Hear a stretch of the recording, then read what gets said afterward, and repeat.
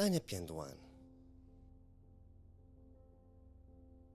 Miaina ao anatin'ny tontolo mahafinaritra isika fa andeha hiverenantsika ny any am-piandohana ary hamantatra izay lazain'ny Baiboly momba ny foronan'izao tontolo izao isika.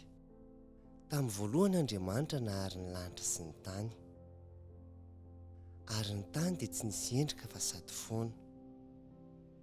Ary haizina no tambonin'ny lalina. Andriamanitra nanao hoe misy ny mazava dia nisy ny mazava. Ary ny mazava dia natsoiny hoe andro. Ary ny maizina dia nataony hoe alina. Izany no andro voalohany. Avy eo Andriamanitra dia nanao ny habakabaka mba hampisaraka ny rano ambanin'ny habakabaka sy ny rano ambonin'ny habakabaka dia nisy izany. Ary Andriamanitra nanao ny habakabaka hoe lanitra. Dia nisy ny hariva ary nisy ny maraina. Andro faharoa izany. Ary nangonon'Andriamanitra tamin'ny toerana iray ny rano ny ambanin'ny lanitra, aloha izy.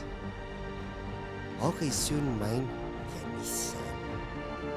Ary Andriamanitra nanao ny maina hoe tany, ary ny rano hoe ranomasina.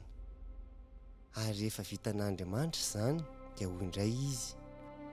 Aoka ny tany haniry ahitra sy anana mamoa, ary azo fihinam-boa izay mamoa samy araka ny karazany avy. Andro fahatelo izany.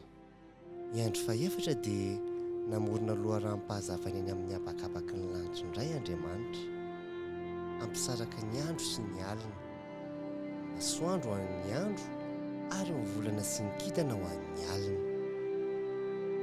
Ary hoy indray Andriamanitra, aoka ny rano ho be zava-mananaina, ary aoka izy vorona ambonin'ny tany sy eny amin'ny habakabaky ny lanitra. Ary nitsodrano azy ireo izy ka nanao hoe maroa anaka sy miapetsaha ary mamenono ny rano ao amin'ny ranomasina. Andro fahadimy izany. Andriamanitra nanao hoe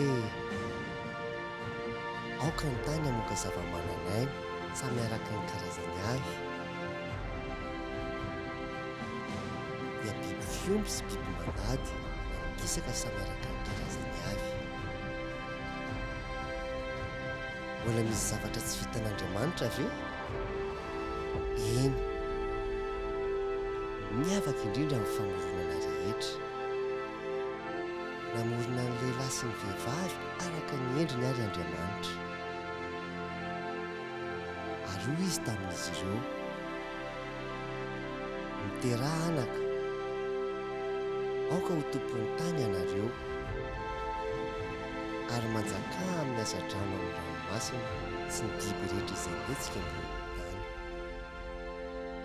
Andro fahaenina no nanaovan'Andriamanitra izany. Hitan'Andriamanitra fa tsara daholo ny zavatra rehetra noforoniny. Dia vita ny tany sy ny lanitra sy izay rehetra tao aminy. Ary tamin'ny andro fahafito dia vitan'Andriamanitra ny asa efa nataony, ka dia nitsahatra izy ary nanamasina izany andro izany.